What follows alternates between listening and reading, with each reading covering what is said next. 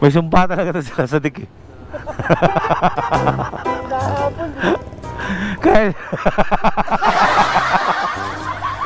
Kahit kahit saan dalhin, di ba? Ay! Sila sa dik. Natin.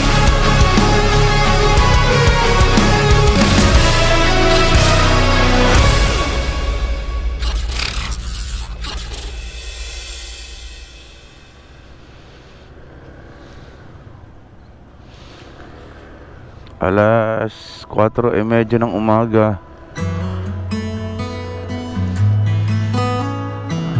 Nakarating tayo ng Dumaguete. Sakto-sakto nung naramdaman namin na umandar na yung makina ng... Ay, saan ba? Saan ba? Diyan ba? Okay. Sorry. Akala ko tao. Akong naglalakad lang. Nakapuntot lang ako sa Yeah, thank you. Dito? Okay. Hinto muna tayo dito. Welcome to the city of Dumaguete. Nagkape lang tayo, pero kailangan natin kumain ng maayos eh. Kasi didiretso tayo ngayon ng Bacolod Bread Court. And then kasi alas 5 pa lang naman eh. Nasa 4.5 yung oras ng biyahe papuntang Bredco. So ibig sabihin, before lunch ay nasa Bacolod City na tayo. Pwede na tayong tumawid going to Iloilo. And then from Iloilo to Kalibo is 151 kilometers lang. Dadala kami sa kamag-anak ko doon. And then mula Kalibo hanggang Katiklan, parang less than 3 hours lang ang biyahe din na nakamotor. Mas mabilis kasi marating ang Katiklan kapag nakamotor ka. Medyo alam ko itong sinasabi ko ngayon kasi lugar ko na yung Aklan, yung Panay Island. Kabisado ko na yan. Sa Panay Island ako lumaki. So ang goal ngayon ay hindi na mag-slip over ng Kalibo, pero hihinto tayo ng Kalibo para i-meet natin yung mga first timers. Syempre yung mga followers ng mga kasama ko sa Hampas Loopers. Diretso tayo ng Katiklan. Sa stopover tayo doon, tatawid tayo ng Boracay para sa side trip. Ayos ba yan? Ano ba salita dito? Aklano na? Hindi pa no? Hindi, Bisaya pa? Opo. Mamaya na ako mag-Aklano. Tapos pagdating nyo ng Bacolod po, Ilonggo na po. Ilonggo. Ayun na, kabalo na. Pwede na natin i-apply yung natin bro. Ay, thank you. Wala man na tumambal ng Ilonggo. Oo, kabalo tabi Ilonggo. Wala na tumambal ng Ilonggo. Why problema? Hindi ka kumakain kayo ng umaga? Oo. Kaso, nagutom eh. Nagutom ka bigla? Welcome to JMK Eatery, John Michael Kainan. Eatery is just the abbreviation of kainan. Aga. That's a big joke. Kakain ka bro? Kakain ako. Bigla ako nagutom, nakaka ako ng Buong buhay natin magkaibigan bro, hindi ka nagbe-breakfast. Ngayon lang. Ngayon lang. People change. People change. The only constant is utang. Bro, ate, bakit ka nag-breakfast? nilagang baboy. Sinigang na baboy. Sinigang na baboy. Ha? Ano na happy? Nahiya? Kasama ako dyan. Kami lang. Ayos lang. Para mapag pinanood mo yung episode namin, makita mo ikaw. Ano ka? Ito pangalan ko ito. Oo, panoodin mo nag-YouTube ka. Ano pangalan? Boy first time. Sa isang kanin te. Medyo hirap pa tayo maintindihan konti. Mamaya pagdating ng Kalibo, Aklan, Pambira, bibisaya ako. Ta-translate ko na lang, pahirapan ko sarili ko sa editing. Hindi pala mag-aaklanan pala ako. Hindi, sa Bacolod pa lang, pahirapan natin sarili natin. Pagdating ng Bacolod, maghilikayinom tayo. Pagdating ng Iloilo, mag-Ilonggo tayo. Pagdating ng Aklan, mag-aaklanan ako. So, ang interval ng upload natin is 1 week nang dahil doon sa translation mo. Sili, paragsingang diwa.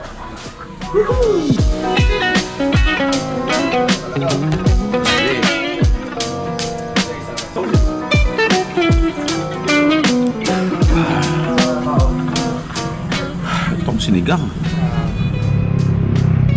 Maasim na ang helmet natin, kaya oras na para gamitin natin ang ating Kobe helmet disinfecting spray. Kung mayroong disinfecting foam na malaki, yung ganun, meron din namang spray lang.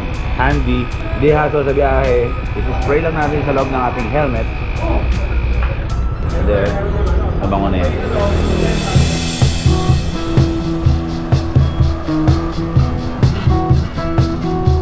Painit tayong gulong.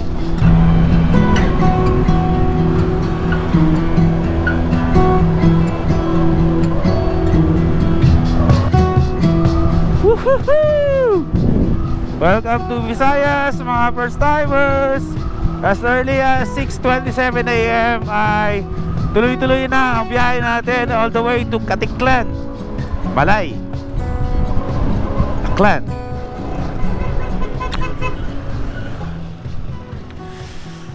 Ano meron? May abriya yata si Lasadik ah. Okay, reviewin lang natin yung mga dadaanan natin. Meron tayong 4 hours and 27 minutes, 212 kilometer. Mula Dumaguete City ay mag-cross tayo ng Baay City, Negros, Kabangkalan, Himamaylan City, Hinigaran, and then diretso na tayo doon sa mismong sa Talisay City. Hindi ko lang sure kung Talisay City talaga itong pupunta natin port, pero overall ay ito na yung port na dediretso na to sa crossing tayo ng Pasig City and then Rojas City. From Rojas City straight to Kalibo, Aklan. Magsa-stop over tayo dito kasi ito yung aking hometown, itong Aklan. So may mga first timers tayong imi-meet dyan, which is mula Kalibo is dadaan tayo ng Numancia, Tangalan, Nabas, Aklan. And then, ayun na, papunta na to ng Katiklan Port, which is andun yung gateway pa Boracay. Magbo-Boracay tayo ngayon. So, balik lang kami doon kasi sila Sadik ay medyo nagka-problema. Ito na sila. Thank you. Akala ko nagre-route sila kasi may isang daan eh. Okay. Baka lumuwag lang yung box ni Lasadik. Approaching public wet market ng Dumaguete City, Sibulan Public Market to be exact. Wow, ganda ng view. Expect natin yan na dadaan tayo ng coastal road kasi nasa Visayas region na tayo. Kapareho lang dito ng nasa right side ng Visayas, which is yung Bicol area. Ay, di ba napakadaming dagat doon? Pareho lang yun dito sa kabila. Medyo may idea na talaga din tayo sa lugar na to kasi ito na yung mismo, malapit na to sa hometown natin. Kaya medyo alam ko tong lugar na to. Especially mamaya kapag nasa from Iloilo na going to Katiklan, kabisado natin yan. Alam natin kung saan yung mga spots na pwede pasyalan. Para in time, kung gusto nyo mag-Philippine Loop at mag-stop over kayo, eh pwede nyong hintuan. Welcome to coastal area. Wow, sarap. Western Nautical Highway ang tawag dito sa dinadaanan natin. Western Nautical Highway. Ganda, welcome to Dumaguete mga first timers. First time. Sarap-sarap maging boy first time Nakaka-relax naman.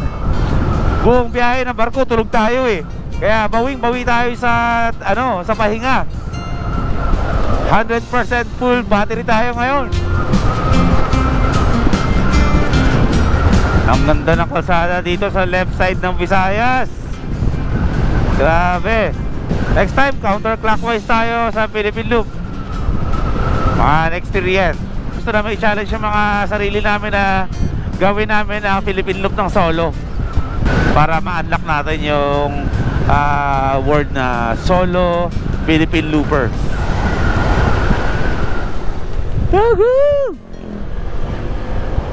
Ang problema ng motor nila sa Dik ay hindi nagcha-charge. Hindi dumidiretso sa battery. So parang stator ang problema.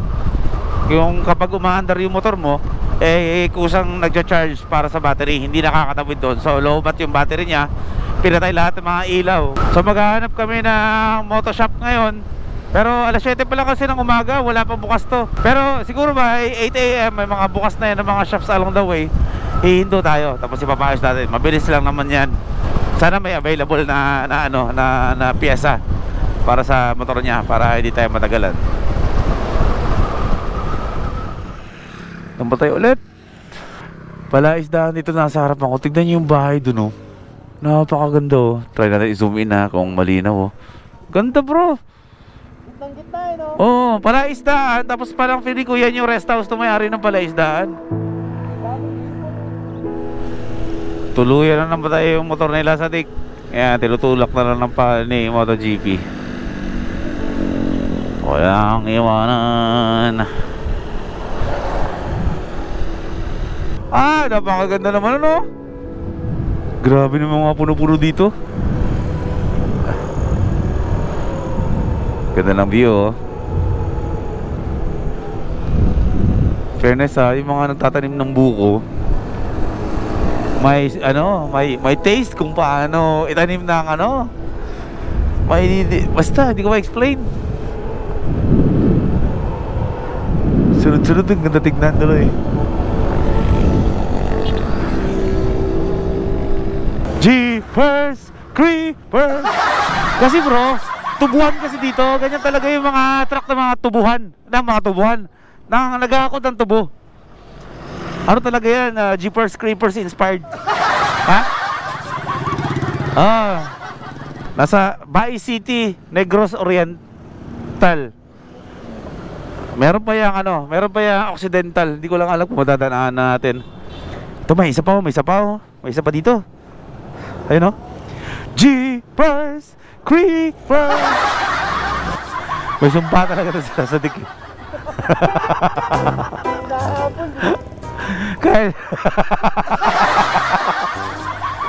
Kahit saan dalhin, di ba? Ay! Sila sa dik. Natuyuan na naman mga first timers. Panoorin sa mga vlog nila kung ano nangyari. Kung dati natuyuan ng gasolina, ngayon naman hindi pang karaniwan. Natuyuan ng tubig yung baterya. Okay na bro. Anong next na matutuyo sa'yo?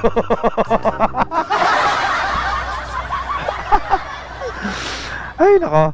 O siya, mula dito sa Bae City, tuloy na tayo. Buti na lang may bukas na mga shops dito. Alas 8 pa lang, alas 7 ang bukas na eh. Meron pa tayong 171 kilometers, 3 hours and 39 minutes. Kasalukuyan tayo umakyat sa bundok.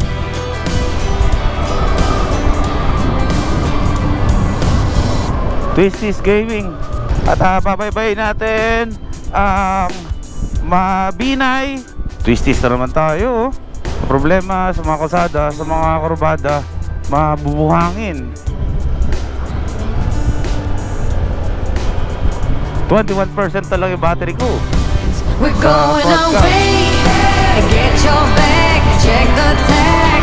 Decision is made. Lock your door, need no more.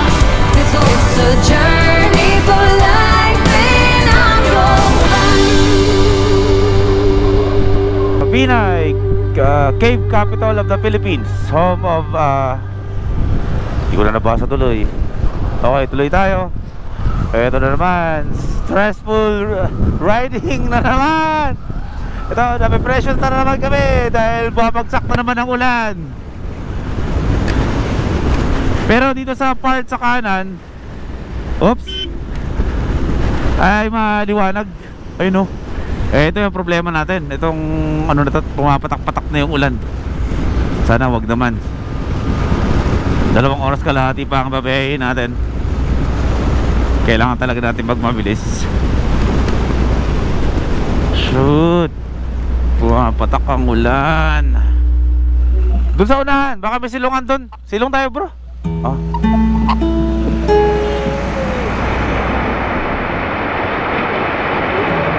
Yan yung panahon natin. Summer no, pero naulan no. Isang susarong bulaklak lang nga lang ulit. Wow, bilis ah. Kailangan mag-literal na fast food. Kaya sabi ko lang, inaabot na agad. At bato. Eta. Sarap no? Sarap.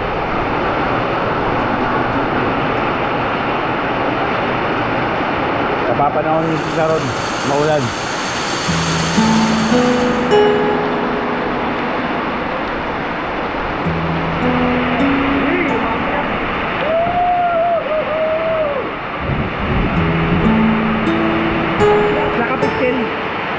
Nakapiksil na kape. Nakapiksil.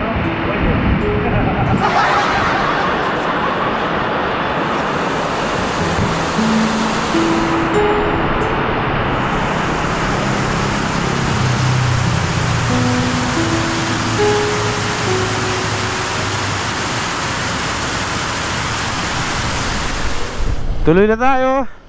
Pambihira, tumigil nung pag-andar namin. Umulan na naman.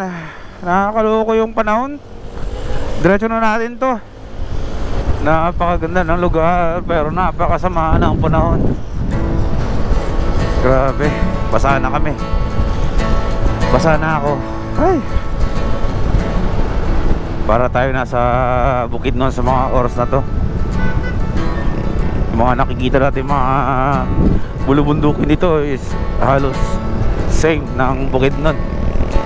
Welcome to Negros Oriental. Grabe, napakadaming pwedeng punta doon. Nakita ko doon sa signage yung mga tourist spots nila. Sana in time mapuntahan natin lahat ng yan. Woo! Tuloy-tuloy pa rin ang laban namin dito. Malayo-layo pa tayo, pero wala na, suong na tayo sa ulan. Basa na tayo. Sabi nga ng kapatid ko na sobrang lakas magmotor na si Team Katagumpay. Ginusto mo yan, di ba?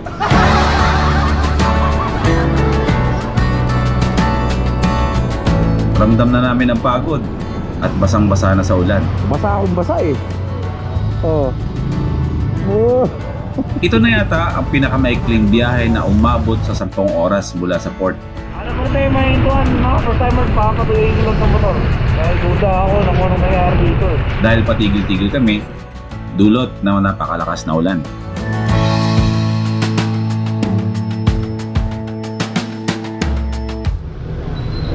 Bacolod City na pala tayo. Wala akong kaalam-alam. Wow! Grabe! Welcome to Bacolod City. Woo!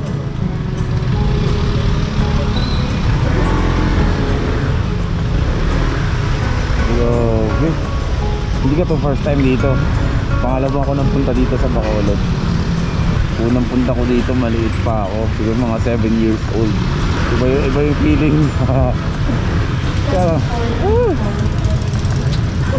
Dito bro.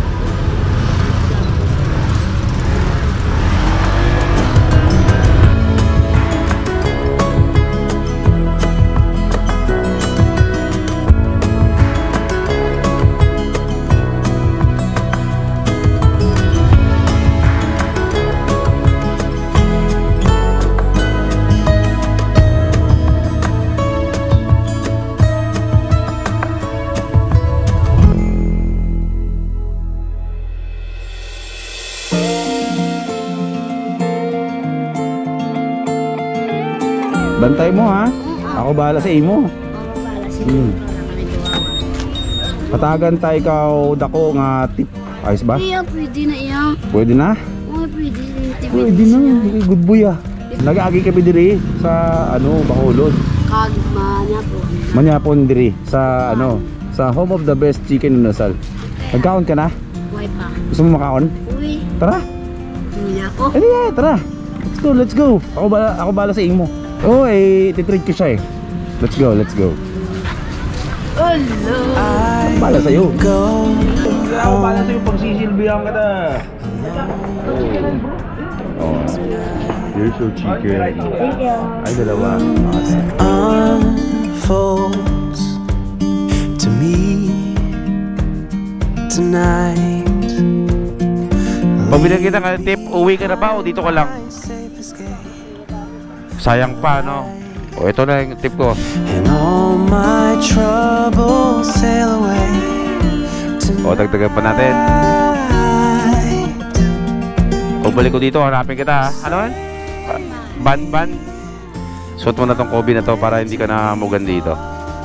Yan, ha? going